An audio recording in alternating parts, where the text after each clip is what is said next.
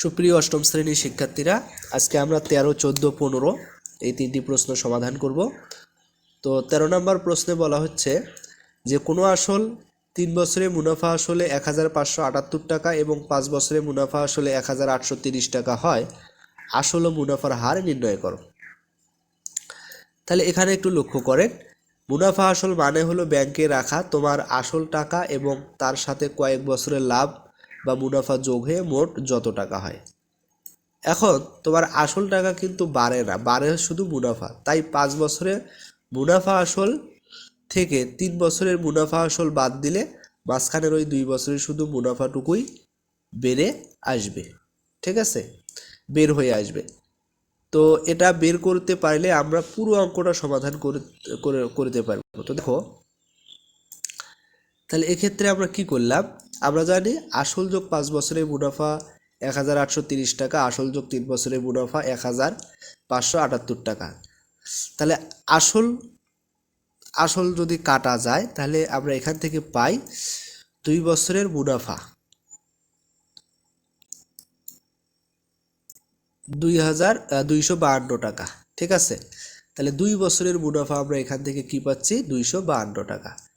তাহলে 1830 টাকার থেকে 1578 টাকা বিয়োগ করলে 252 টাকা পাই। তাহলে আমরা বলতে পারি 1 বছরের মুনাফা কত হবে, 126 টাকা। অতএব 3 বছরের মুনাফা 3 দ্বারা যদি গুণ করি তাহলে পাবো 378 টাকা। তাহলে আমরা জানি আসল সমান মুনাফা আসল মাইনাস মুনাফা। যেহেতু আমরা 3 বছরের মুনাফা জানি, তাই 3 বছরের মুনাফা আসল থেকে বাদ দেব। তাহলে 1578 থেকে 378 টাকা বিয়োগ করলে আমরা পাই হচ্ছে 1200 টাকা। তাহলে মুনাফার হার মানে 100 টাকায় 1 বছরের লাভ, আসল পেয়েছি হচ্ছে 1200 টাকা। অর্থাৎ 1200 টাকার 1 বছরের মুনাফা হচ্ছে 126 টাকা। অতএব 1 টাকার 1 বছরের মুনাফা কত হবে, 126কে 12 দ্বারা ভাগ।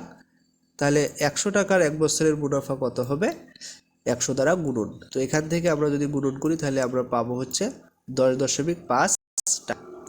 তাহলে আমরা বলতে পারি আসল 1200 টাকা এবং মুনাফার হার হচ্ছে 10.5 টাকা, 5%। তাহলে এখন দেখেন প্রশ্ন 14, বার্ষিক 10% মুনাফায় 3000 টাকা এবং 8% মুনাফায় 2000 টাকা বিনিয়োগ করলে মোট মূলধনের ওপর গড়ে শতকরা কত টাকা হারে মুনাফা পাওয়া যাবে। তাহলে দেখেন, মনে করো তুমি দুটি আলাদা ব্যাংকে টাকা রেখেছো। এক ব্যাংকে রেখেছো 3000 টাকা, তারা তোমাকে 10% লাভ দেবে। আর এক ব্যাংকে রেখেছো 2000 টাকা, তারা তোমাকে 8% লাভ দেবে।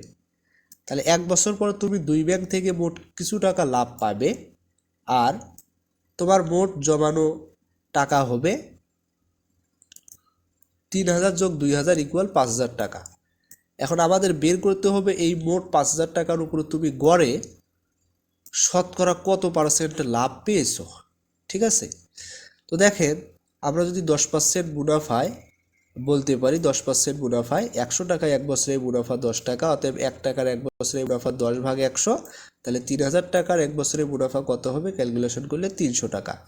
তাহলে 8% মুনাফায় 100 টাকার 1 বছরের মুনাফা 8 টাকা, অতএব 1 টাকায় 1 বছরের মুনাফা 8 ভাগ 100 টাকা। তাহলে 2000 টাকার 1 বছরের মুনাফা কত হবে, 160 টাকা।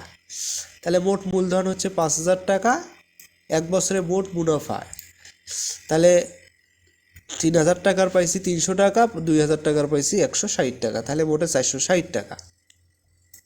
এখন আমরা দেখব 5000 টাকার 460 টাকা লাভ হলে 100 টাকায় লাভ কত হয়।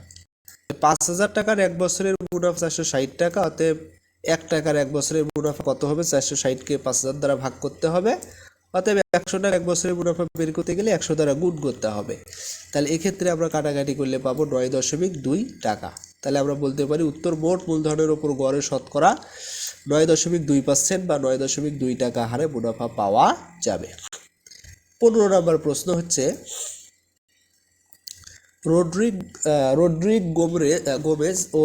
গোমেজ 3 বছরের জন্য 10,000 টাকা এবং 4 বছরের জন্য 15,000 টাকা ব্যাংক থেকে ঋণ নিয়ে মোট 9,900 টাকা মুনাফা দেন। উভয় ক্ষেত্রে মুনাফার হার সমান হলে মুনাফার হার নির্ণয় করো। তাহলে এক্ষেত্রে একটু লক্ষ্য করেন, সেটা হচ্ছে এখানে তিনি দুটি আলাদা পরিমাণ টাকা আলাদা সময়ের জন্য নিয়েছিলেন, কিন্তু দুই ক্ষেত্রেই মুনাফার হার বা শতকরা লাভ একই, ঠিক আছে। আচ্ছা, এখন এই অঙ্কটি সবচেয়ে সহজে করার নিয়ম হলো আমরা সব টাকাকে এক বছরে হিসাবে নিয়ে আসব।